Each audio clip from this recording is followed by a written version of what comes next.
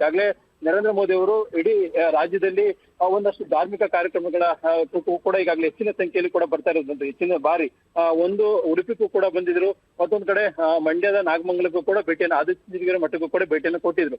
ಈಗ ಇಲ್ಲಿ ಏನು ವಿವೇಕ ಸ್ಮಾರಕ ವಿಶೇಷವಾಗಿ ಏನು ಕೂಡಿದೆ, ಈ ಒಂದು ಕಾರ್ಯಕ್ರಮಕ್ಕೆ ನರೇಂದ್ರ ಮೋದಿ ಅವರು ಕೂಡ ಬಂದಿರತಕ್ಕಂಥ ಸಂದರ್ಭದಲ್ಲಿ ಸಹಜವಾಗಿಯೇ ಈ ಭಾಗದ ಜನರು ಸಾಕಷ್ಟು ಒಂದಷ್ಟು ನಿರೀಕ್ಷೆಯನ್ನು ಇಟ್ಕೊಂಡಿದ್ದಾರೆ.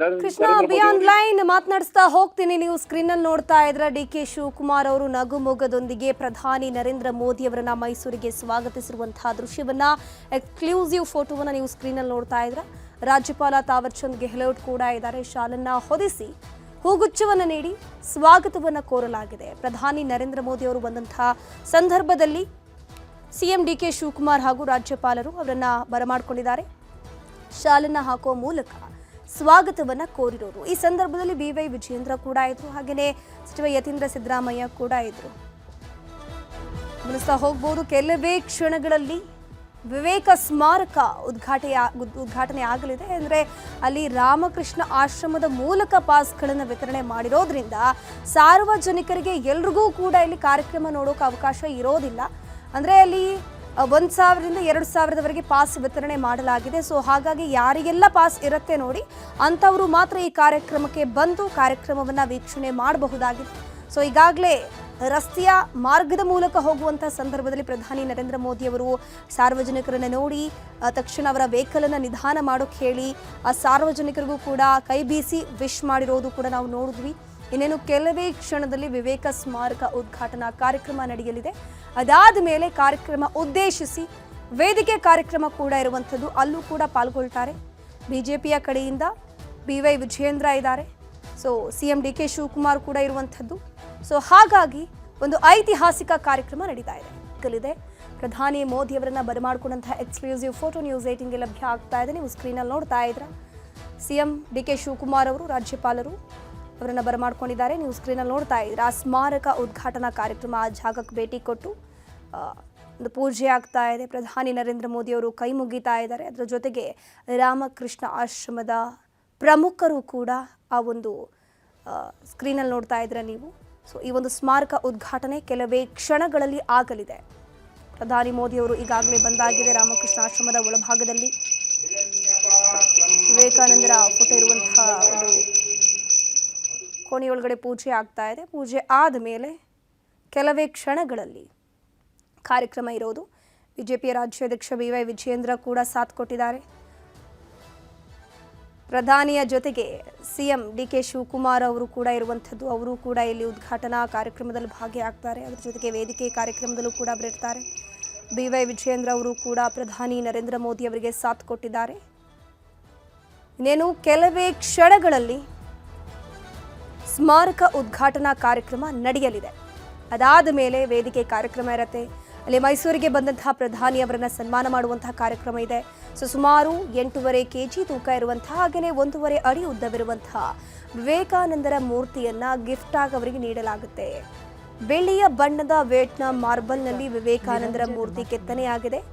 ಈ ಒಂದು ಮೂರ್ತಿಯ ವಿಶೇಷತೆ ಏನಪ್ಪಾ ಅಂತಂದ್ರೆ ಏಕಶಿಲೆಯಲ್ಲೇ ನಿರ್ಮಾಣವಾಗಿರುವಂತಹ ಮೂರ್ತಿ ಇದು ವಿವೇಕಾನಂದರದ್ದು. 15 ದಿನಗಳಲ್ಲಿ ಮೂರ್ತಿಯನ್ನು ಕೆತ್ತಿದ್ದಾರೆ ಅರುಣ್ ಯೋಗಿರಾಜ್ ಅಯೋಧ್ಯ ರಾಮಲಲ್ಲಾ ಮೂರ್ತಿಯನ್ನ ಕೆತ್ತಿದಂತಹ ಶಿಲ್ಪಿ. ಇವರ ಕೈಯಾರೆ ಕೆತ್ತಿದಂತಹ ವಿವೇಕಾನಂದ ಅವರ ಮೂರ್ತಿಯನ್ನ ಪ್ರಧಾನಿ ನರೇಂದ್ರ ಮೋದಿ ಅವರಿಗೆ ಸ್ಮರಣಾರ್ಥವಾಗಿ ನೀಡಲಾಗುತ್ತೆ.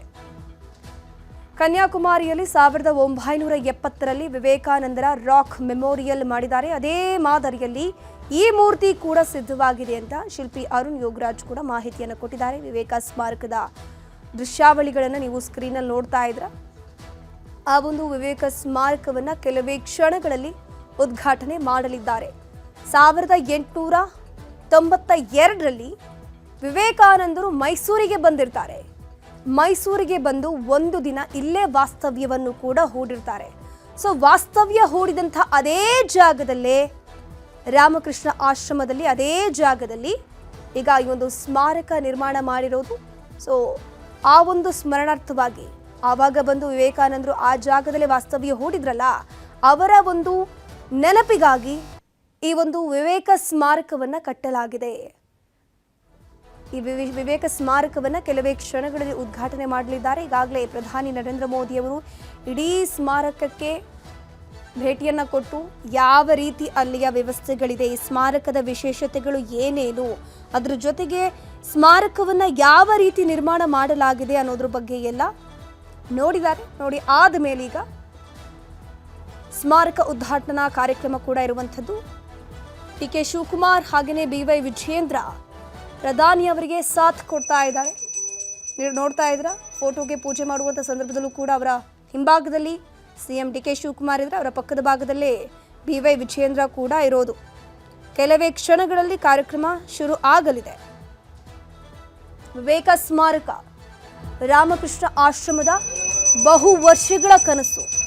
ಸೊ ಈ ಭಾಗಕ್ಕೆ ಎಸ್ಪೆಷಲಿ ಮೈಸೂರಿಗೆ, ನಮ್ಮ ಕರ್ನಾಟಕದ ಮೈಸೂರಿಗೆ ವಿವೇಕಾನಂದರು ಬಂದಿದ್ರು, ಇಂಥದ್ದೇ ಜಾಗದಲ್ಲಿ ವಾಸ್ತವ್ಯ ಹೂಡಿದ್ರು ಅನ್ನುವಂಥ ನೆನಪು ಇನ್ನು ಮುಂದಿನ ದಿನಗಳಲ್ಲೂ ಕೂಡ ಉಳಿಯಬೇಕು ಅನ್ನುವಂಥ ಉದ್ದೇಶದಿಂದ ವಿವೇಕ ಸ್ಮಾರಕ ನಿರ್ಮಾಣ ಆಗಿದೆ.